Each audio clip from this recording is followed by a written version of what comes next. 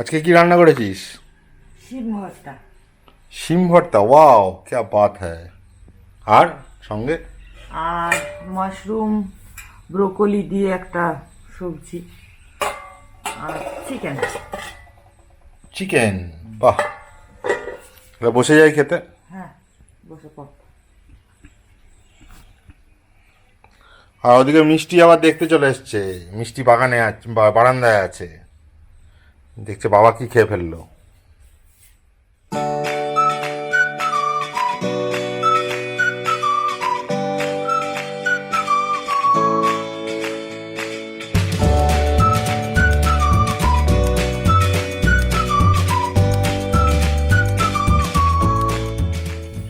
তুমি আঁকতে পারছো না বাবা, তুমি আঁকতে পারছো না, তুমি ওখান থেকে দেখছো দিদি বন্ধ করে দিয়েছে তোমাকে। এই খাবার খায়নিও। যখন ইউটিউবে ভিডিও বানাতে শুরু করি তখন ভেবেছিলাম শুধু বেড়ানোর ভিডিওই বানাবো, কিন্তু পরবর্তীকালে বুঝতে পারলাম যে সেটা বেশ ব্যয় সাপেক্ষ কাজ, যেটা আমাদের মতন পরিবার যারা অর্থনৈতিক প্রবলেমের মধ্যে যাচ্ছে তাদের পক্ষে বানানো সম্ভব না। তাই বিভিন্ন রকম ভিডিও বানাই। এখন মাঝে মাঝে আশেপাশের জায়গাগুলো বেড়াতে যাই, প্লাস বাড়ির ভিডিও দেখাই, মাঝে মাঝে খাবার ভিডিও দেখাই। সেটা দেখে দেখলাম বেশ অনেক লোক দেখে, তো তাই জন্য সেরকমই ভিডিও আরো কিছু বানাবো ঠিক করেছি। আজকে একটা খাবার ভিডিও দেখো, সঙ্গে থাকবে আমাদের অনেক মজার মজার গল্প আর আড্ডা। ভালোই হবে। সিম বাটা দিয়ে ভর্তা নাকি? হ্যাঁ, আবার একটু তেলে নেড়ে দিয়েছি। আচ্ছা, প্রথমে ভাজা করে তারপরে আবার একটু, তাহলে তো সিম ভালো ওঠেও। হ্যাঁ ওই জন্যই মনে হলো একটু করে দেখি। তার মানে কোনো চ্যানেলে দেখলি নাকি? না, অনেকেই তো বাংলাদেশি চ্যানেলে দেখায় শিমের ভর্তা, তারপর চিংড়ি মাছের ভর্তা, কত রকম। মনে হয় ভিল ফুডে দেখলাম, আমি তো ভিল ফুড রেগুলার ফলো করি। ভিল ফুড না পপিস কিচেন? এই ওরকম গুলিয়ে দিচ্ছিস কেন, আমি ভুলে যাবো। তাই বল, যেখানে দেখে যাবি। আর সঙ্গে একটু কাঁচা লঙ্কা, যদিও কাঁচা লঙ্কা গুলো আজকাল কেন জানি না সেরকম ঝাল হয় না, খুব রেয়ারলি ঝাল কাঁচা লঙ্কা পাওয়া যায়। আগে আমাদের ছোটবেলায় কাঁচা লঙ্কা কি ঝাল হতো বাবারে।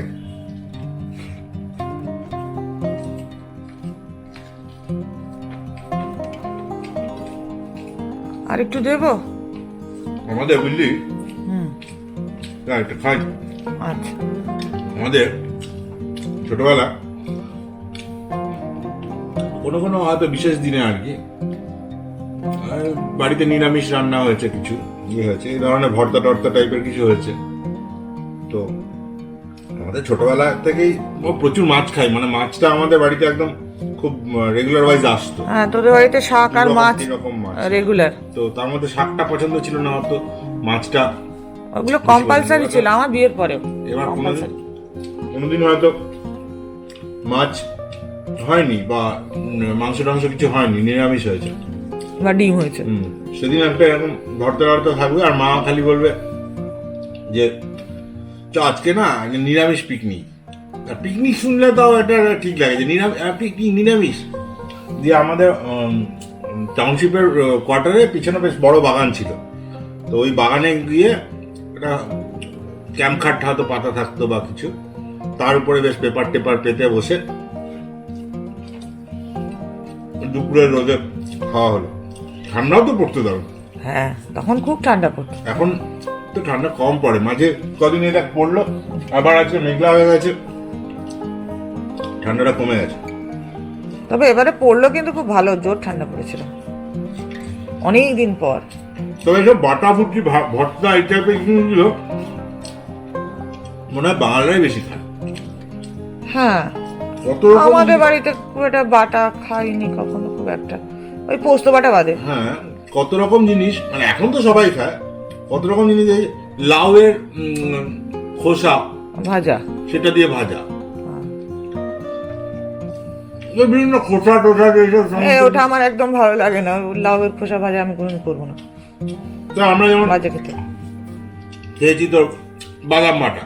হ্যাঁ, বাদাম বাটা দারুণ খেয়েছিলাম, চিনে বাদাম বাটা, চিনে বাদাম বাটা, এটা আর একদিন করলে হয় না। আর ভর্তা তো তখনকার দিনে হয়তো বলতো না, বাটা বলতো। হ্যাঁ, বাটা বলতো।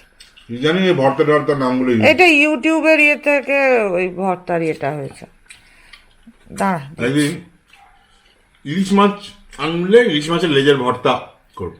হ্যাঁ। ওটা খাওয়ার খুব ইচ্ছে, মা হাটে সবাই গিয়ে খায়। হ্যাঁ কোনোদিন যাওয়া হবে কিনা ওদের সে কে জানে, আমরা নিজেরাই বানিয়ে খাবো। হ্যাঁ।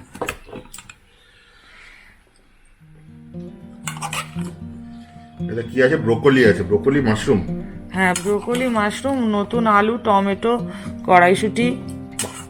ওটা দিয়ে একটা বাটি চচ্চড়ি টাইপের, তাই তো? না না, এটা ভেজেই করেছে কিন্তু কম তেল, আচ্ছা, হেলদি। Healthy food. এটাকে এটা কি ভেজ ভেজ চচ্চড়ি নাকি? হ্যাঁ, চচ্চড়ি হলো ওটা। আমার মেয়েকে তো মাশরুম সেদ্ধ করে দিলেও খেয়ে নেবে। খুব সুন্দর, লাইট একটা। সেই আগে স্যুপ খেতাম এরকম টাইপের একটা টেস্ট হচ্ছে আর কি। হ্যাঁ, এটা স্যুপও বানানো যায় বোধহয়। আমার তো এখন এমনি ফুলকপির চেয়ে ওই ব্রোকলি খেতেই ভালো লাগে। দু একদিন যা খাই, আমার তো ফুলকপি অত ভালো লাগে না। মাশরুম আছে, ব্রোকলিগুলো ভালো, আর ইয়েও আছে, পেঁয়াজ কলি। পেঁয়াজ কলিও আছে।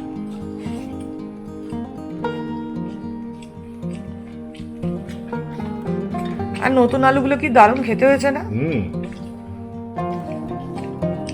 নতুন আলুগুলো কি সেদ্ধ হতে টাইম লাগে নাকি? একটু টাইম লাগে।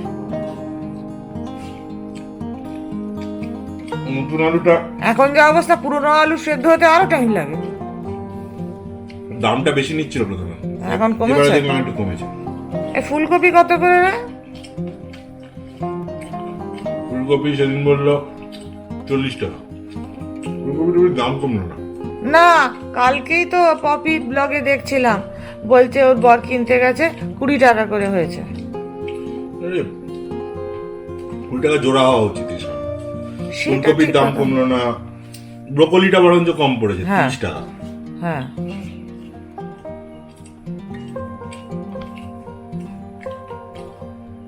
সবজি টবজিটা এত, আসলে ওই যে বৃষ্টিটা হলো তখন মনে হয় কিছু ওদের খারাপ হয়ে নষ্ট হয়ে গেছে। গেছে। হ্যাঁ।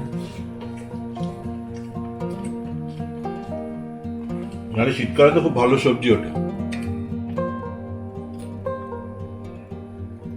বুঝেছো? মাশরুম খাওয়া শেষ, এবার চিকেনটা নি।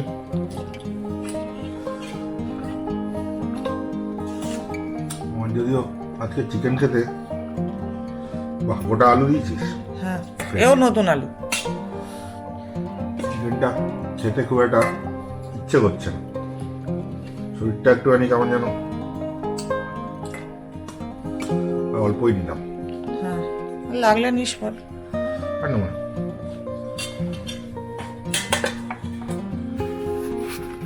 তোর তো চিকেন অত ভালো লাগে না, মাছই ভালো। না, চিকেন খারাপ লাগে তা নয়, চিকেনও ভালো লাগে, কিন্তু এখন শরীরটা কদিন যাবত একটু খারাপ যাচ্ছে, পেটেরও প্রবলেম মনে হচ্ছে।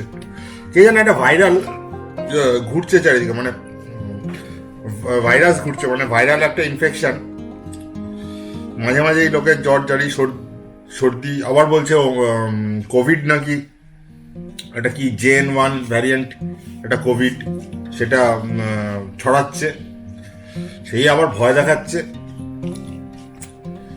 মুশকিল হয়ে যাবে, মানে যা আর্থিক অবস্থা লোকজনের হয়ে গেছে, ইনক্লুডিং আস, যে মানে এখন বেঁচে থাকাটাই দায়। তারপরে এরপরেও যদি আবার সেই লকডাউন টকডাউন হয় না, মানে একদম বেঘরে মারা যাবে লোকজন। কি হবে কে জানে। মন খারাপ করে লাভ নেই। একটা ঘটনা বলি। একবার সেই আমার মেজো মামা থাকতো বোকারোতে, বুঝলি তো, বোকারোতে মেজো মামা চাকরি করতো, বোকারো স্টিল প্ল্যান্টে। তো সেখানে গেছি। এবার মাঝে মাঝে আমরা বেড়াতে যেতাম ওদের ওখানে, ওদের কোয়ার্টারে গিয়ে, মানে তখনকার দিনে একটা ইয়ে ছিল, ছুটিতে আত্মীয় স্বজনের বাড়ি গিয়ে 15-20 দিন থাকা, এসব ব্যাপারটা ছিল আর কি। আর এখনকার মতন তো নয়, এখন কেউ অতদিন সহ্যও করবে না, আর ব্যাপারটা হয়ও না, মানে খুব কম লোকই, মানে আমরা যেখানে বেড়াতে যাই, পুরীতে মনে আছে আমরা গিয়ে 8 দিন থাকতাম, এই প্রথম পুরী গিয়ে আমরা 4 দিন থাকলাম, ফার্স্ট টাইম আর কি এবার। তো ওই লোকের বেড়ানোর ইয়েটাও কমে গেছে, এত খরচও হয়।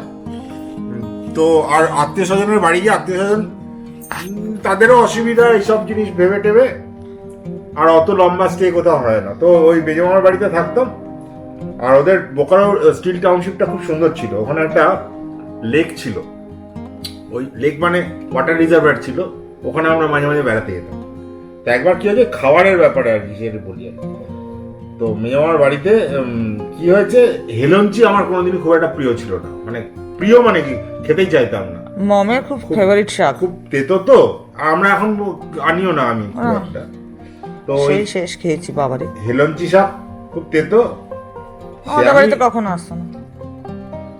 আমি বাই চান্স আর কি ওই খাওয়ার টেবিলে বলে ফেলেছি, এটা কেন দিয়েছো, এটা না দিদাও ছিল, ঠিক আছে। তো বলে ফেলেছি যে এটা ভালো না, এটা আমি খাবো না। যেই বলেছি সঙ্গে সঙ্গে মা একদম বিক্রি করে দিল আর কি, এটা দিয়েই তোকে সবটা ভাত খেতে হবে। আর দিল না কিছু, রিয়েলি মানে ওটা দিয়েই খেতে হলো। মানে এখন তুই চিন্তা করতে পারিস, এখন মিতুল এটা খাবে না, পুকুল ওটা খাবে, ইয়ে খাবে, তুই বলিস ইয়ে করি। আমাদের সময় সব ছিল, অপশন ছিল না, যা দেবে তাই খেতে হবে। হ্যাঁ, না হলে সাদা ভাত এনিথিং খাও। And everything. আমার অপশন ছিল সাদা ভাত খাও, এটা খাবো না, খুব ভালো কথা, সাদা ভাত খাও। বুঝে দেবে সাদা ভাত খাও না। আমার একদম বাড়িতে এত স্ট্রিক্ট ছিল খাওয়া দাওয়ার ব্যাপারে। বড় হয়েও কত ঝামেলা হয়েছে, এটা ভালো লাগছে না, ভালো লাগছে না বলা যাবে না। যাই হোক, তারাও কষ্ট করে বানাতো। আর কষ্ট করে বানাতো, সেটা ভালো লাগছে না বলাটাও ঠিক না। ওটা বলবো, হ্যাঁ ওটা বলবো। সে আমার বিয়ের পর আমি তো কখনো হেলেঞ্চে খাইনি, 2-4 দিন খাওয়ার পর এমন অদ্ভুত তেতো খেতে ভীষণ বাজে লেগেছে। ছোটবেলায় হেলুঞ্চি খাচ্ছি, কোনোদিন খাইনি। নিয়ে আমি বলছি এটা বাজে খেতে, এটা আমি খাবো না। ব্যাস, আমার আর বর্ণালীর জন্য 1 মাসের শাস্তি ডিক্লেয়ার হলো যে আমরা 1 মাস ধরে হেলুঞ্চে খাবো। 1 মাসের যখন শেষের দিকে, তখন আমি বলছি হ্যাঁ শাকটা খুব ভালো খেতে, তরকার মতো।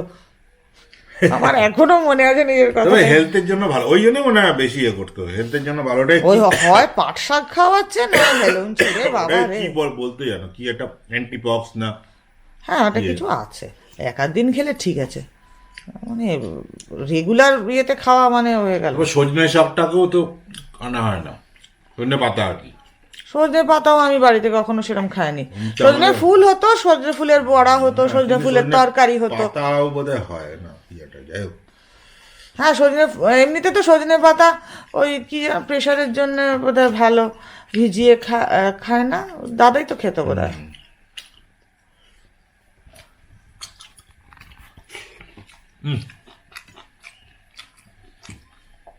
চিকেনটা লাইটের মধ্যে বেশ ভালোই, কিছু দিন একদম পাতলা, রোজ খাওয়ার জন্য পাতলা ঝোল চিকেনের।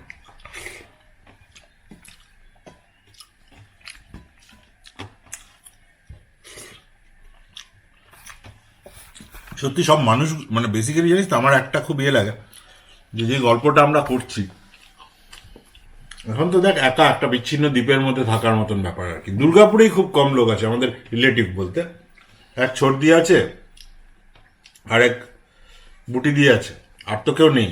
আগে কত রিলেটিভ, তারা আসা যাওয়া, বাড়িতে কত লোকজন, আমাদের বাড়িটা পুরো একদম একটা ভরা বাড়ি ছিল। আমার তো কেউ নেই।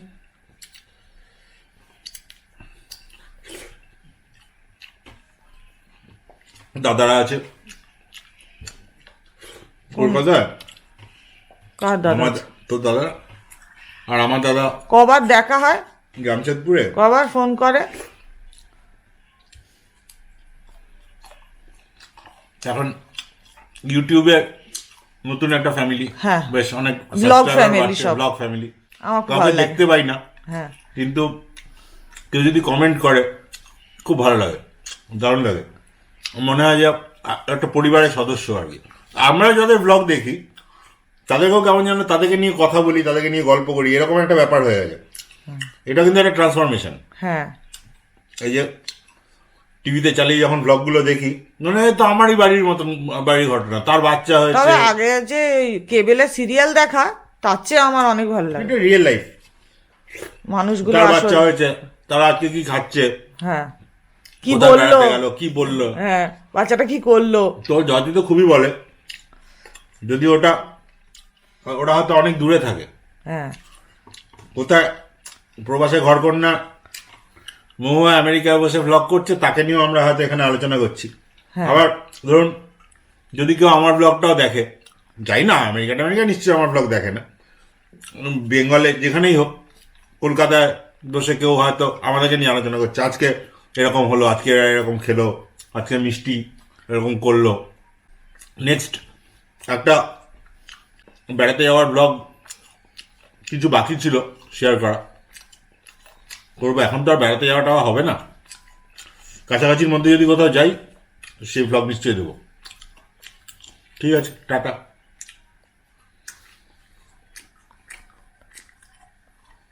সবাই সুস্থ থাকবেন, ভালো থাকবেন, আর একটু কমেন্ট করবেন, খুব ভালো লাগবে। টাটা।